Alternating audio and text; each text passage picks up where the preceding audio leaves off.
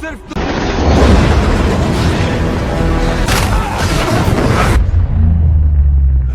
कहानी की शुरुआत कोस्टा रिका के जंगलों से होती है, जहां पर एक हेलीकॉप्टर की मदद से डॉक्टर माइकल मॉर्बियस अपने कुछ साथियों के साथ एक पहाड़ पर बनी हुई गुफा के पास पहुंचते हैं। वहां पर ऐसी चमगादड़ें पाई जाती थी जिसमें औरों की तुलना में बहुत ज्यादा शक्ति पाई जाती थी और इसी के साथ ही आकार भी बड़ा होता था। दरअसल मॉर्बियस एक खास तरह का एक्सपेरिमेंट कर रहे थे जिसमें वो इंसानों को पूरी तरह से ठीक कर सकते थे। वहाँ पर मॉर्बियस अपने हाथ पर एक छोटा सा कट लगाता है और उन चमगादड़ की तरफ करता है, जिससे बहुत सारे चमगादड़ उनकी तरफ आने लगते हैं। यहाँ पर सीन कट होता है और कहानी जाती है फ्लैशबैक में 25 साल पीछे, जहाँ पर हमें माइकल मॉर्बियस के बचपन दिखाया जाता है। वो बचपन से ही हैंडीक्राफ्ट और डॉक्टर एमएल की देखरेख में रहते थे। हॉस्पिटल में मॉर्बियस की दोस्ती एक दूसरे लड़के लूसियन से होती है और वो भी एक अपाहिज बच्चा होता है। माइकल लूसियन को माइलो का नाम देता है। अचानक ही माइलो की वो मशीन खराब हो जाती है जिससे वो सांस ले रहा। तब माइकल ही एक स्प्रिंग की मदद से उस मशीन को ठीक करता है। ये देखकर डॉक्टर्स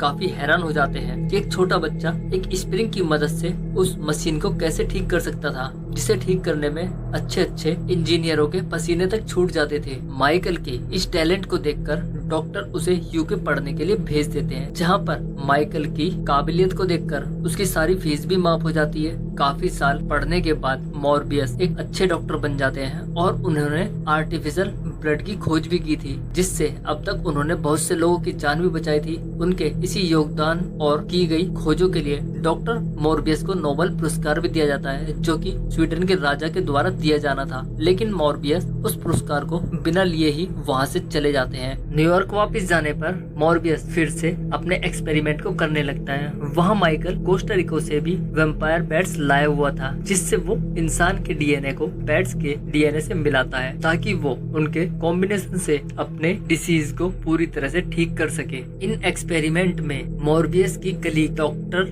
मार्टिन भी उनका पूरी तरह से साथ देती है। इंसान और बैट के डीएनए से वो एक सैंपल रेडी करते हैं, जिसे वो एक चूहे में इंजेक्ट करते हैं। कुछ देर बाद वो चूहा बेहोश हो जाता है, लेकिन डॉक्टर को लग रहा था कि वो मर चुका है। तभी अचानक ही उनकी पेशेंट की हालत खराब हो जाती है। डॉक्टर अपने पेशेंट को देखने जाते हैं और उसे बचाने के लिए डॉक्टर अपनी पेशेंट को कोमा में भेजना पड़ता है। जब वो वापस आते हैं तो चूहा फिर से नॉर्मल हो जाता है। मतलब डॉक्टर मॉर्बियस इलाज ढूंढने में कायम हो गए थे। उनका एक्सपेरिमेंट काम कर रहा था। वो इस खुशखबरी को अपने बेस्ट फ्रेंड माइलो के साथ भी शेयर करने जाता है, जिसके लिए वो इस एक्सपेरिमेंट को कर रहा था। आखिरकार हम वहाँ माइलो को देख पाते हैं, जो आज बहुत ज्यादा पैसों वाला हो गया था। यहाँ तक कि मॉर्बियस के जो बड़े बड़े एक्सपेरिमेंट हुए थे वो सब माइलो ही उसे फंडिंग करता था। मॉर्बियस माइलो से बोलता है, मैंने अपनी बीमारी को ठीक करने का तरीका ढूंढ लिया है, मैं उसके बहुत करीब हूँ, लेकिन लोग हमारे एक्सपेरिमेंट पर सवाल उठाएंगे क्योंकि वो गैर कानूनी जो है, जिसके लिए हमें बहुत सारे पैसे चाहिए और एक सेफ जगह जहाँ मैं वो एक्सपेरिमेंट कर सकूँ। ये हमारा आखिरी मौका है। यहाँ से सीन चेंज होता है और हम इंटरनेशनल वाटर के बीच में एक शिप को देखते हैं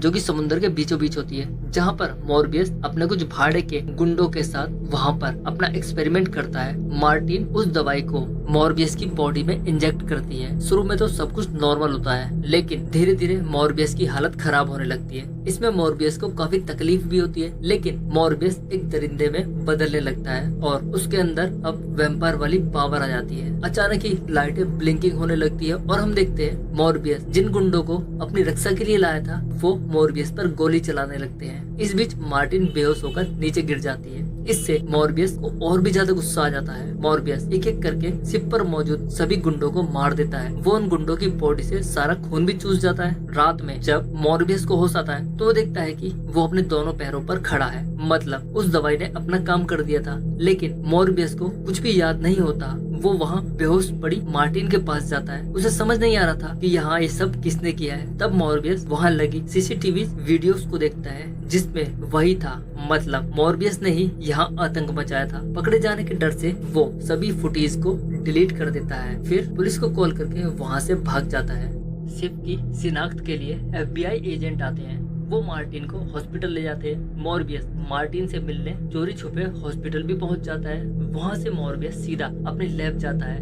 बिना ब्लड के वो फिर से लड़खड़ाने लगता है। लेकिन जब मॉर्बियस उसके द्वारा बनाए गए सिंथेटिक ब्लड को पीता है तो वो पूरी तरह से ठीक हो जाता है। वो अपनी पावर को भी चेक करने जाता है जो पहले से भी 100% बढ़ चुकी थी। जिस सिंथेटिक ब्लड से वो अपनी भूख शांत करता था वो केवल 6 घंटे तक ही उसकी बॉडी में रुक पाती थी। अगर वो लगातार उस ब्लड को लेता रहा तो उसकी लिमिट भी धीरे धीरे कम हो जाएगी और सिंथेटिक ब्लड उसके लिए बेकार हो जाएगा, जिसके बाद उसे इंसानों के खून की भूख लगने लगेगी और मजबूर में उसे इंसानों को मारना पड़ेगा। मॉर्बियस अपनी बॉडी पर कंट्रोल करने के साथ उसकी शारीरिक क्षमता को भी भांपने लगा था। दूसरी तरफ जब माइलो उस न्यूज को अपने टीवी पर देखता है तो वो सीधा मॉर्बियस से मिलने उसके घर पहुंच जाता है। वहाँ पर मॉर्बियस की हालत काफी खराब होती है। मॉर्बियस माइलो को ब्लड लाने के लिए बोलता है। जब माइकल उस खून को पीता है तो वो पूरी तरह से ठीक हो जाता है। ये देखकर माइलो हैरान था। वो समझ चुका था कि माइकल अपने एक्सपेरिमेंट में कामयाब हो गया है और माइलो भी माइकल से उस दवाई को मांगता है। तब माइकल उसे बताता है ये दवाई खतरनाक है, इसमें तुम अपने आप को कंट्रोल नहीं कर पाओगे,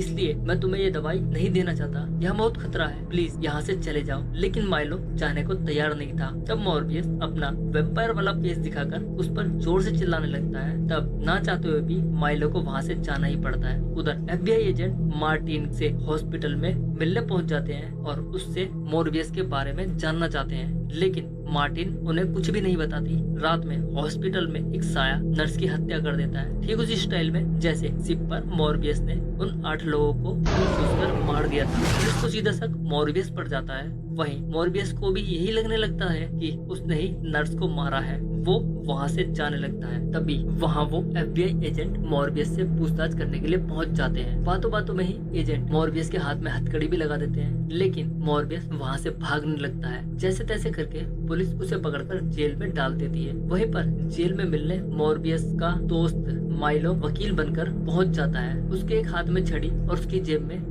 ब्लड का सैंपल होता है। वो उस ब्लड के पैकेट को देकर वहाँ से बिना छड़ी के ही चला जाता है। मॉर्बियस समझ चुका था माइलो ने भी उस सीरम को यूज किया है, जिससे उसके पास भी मॉर्बियस जैसी पावर आ गई है और उसने ही हॉस्पिटल में उस नर्स को मारा था। उसका अपने ऊपर भी कंट्रोल नहीं है, इसलिए जल्दी से मॉर्बियस उस सेल को तोड़कर वहाँ से सीधा अपने बेस्ट फ्रेंड माइलो के पास जाता है ताकि माइलो किसी की जान ना ले सके। वो माइलो को समझाता है कि मैं नहीं चाहता था कि तुम्हें वो सीरप मिले, ये तुम्हें हैवान बना देगी, तुम इसे कंट्रोल नहीं कर सकते, मैं तुम्हारी इसमें मदद करूंगा। लेकिन माइलो मॉर्बियस की एक भी बात नहीं मानता और उसी के साथ लड़ने लगता है। यहाँ पर दोनों के बीच एक अच्छी खासी फाइट भी देखने को मिलती है। इस दौरान माइलो वहाँ पर कुछ पुलिस ऑफिसरों को भी मार देता है। इसके बाद हमें यहाँ पर इस मूवी का सबसे धांसू सीन देखने को मिलता है। माइलो जब मॉर्बियस को मारने के लिए आगे बढ़ता है तब मॉर्बियस ट्रेन के आगे आ जाता है और उसकी हवा की वजह से वो ट्रेन के आगे उड़ने लगता है और वहाँ से निकल जाता है। मॉर्बियस वहाँ से सीधा अपनी लैब जाता है क्योंकि अब उसके सामने केवल एक ही लक्ष्य था और वो था माइलो को कैसे भी करके रोकना। इसमें उसकी गर्लफ्रेंड मार्टिन भी मॉर्बियस का साथ देती है, लेकिन माइलो रुकने का नाम नहीं ले रहा था। वो लगातार लोगों को मार रहा था। लेकिन जब पुलिस इन्वेस्टिगेशन करती है तो उन्हें भी पता चल जाता है कि इन सब की मौत के पीछे मॉर्बियस नहीं किसी और का हाथ है। दूसरी तरफ ये न्यूज माइलो का डॉक्टर निकोलस भी टीवी पर देख लेता है और उसे समझाने की बहुत कोशिश करता है, लेकिन वो डॉक्टर की भी नहीं मानता और उस पर हमला करके उसे वहाँ से बुरी तरह से घायल करके चला जाता है। दूसरी तरफ हम मॉर्बियस को देखते हैं। उन्होंने सीरम की तोड़ की दवाई बना ली थी जिससे वो माइलो को रोकेंगे, इसलिए डॉक्टर सीधा माइलो के घर जाता है जहाँ पर निकोलस पूरी तरह से घायल होते हैं। वो बोलते हैं तुम्हें कुछ भी करके माइलो को रोकना होगा। इतना कहकर वो मर जाते हैं। उधर माइलो मार्टिन के पास पहुंचकर उसे माइकल को बुलाने के लिए बोलता है, लेकिन मार्टिन उसकी बात नहीं मानती। दूसरी तरफ ये बातें मॉर्बियस भी अपनी शक्ति की वजह से सुन रहा होता है। आखिरकार वो पता लगा लेता है कि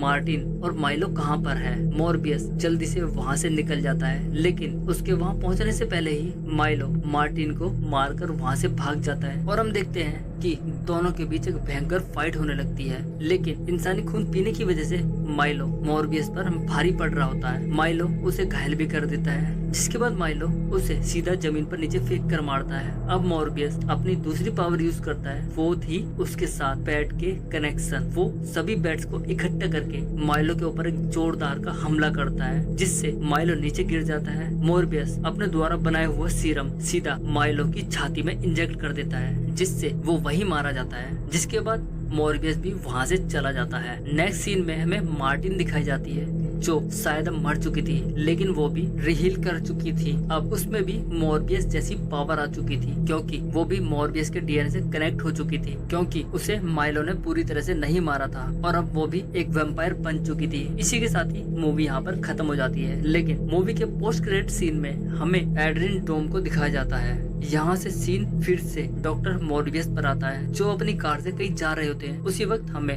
वहाँ उनसे मिलने के लिए एड्रिन डोम आता है। मॉर्बियस उससे पूछता है, तुम यहाँ पर क्या कर रहे हो? वो उसे बताता है, मेरा यहाँ होने का रीजन स्पाइडरमैन है। मेरे लिए ये एक नई जगह है, लेकिन हम जैसे लोगों को यहाँ एक साथ मिलकर हो जाना चाहिए। यहाँ मॉर्बियस बोलता है, अच्छा आइडिया है। इसी के साथ ही यहाँ पर मूवी खत्म हो जाती है।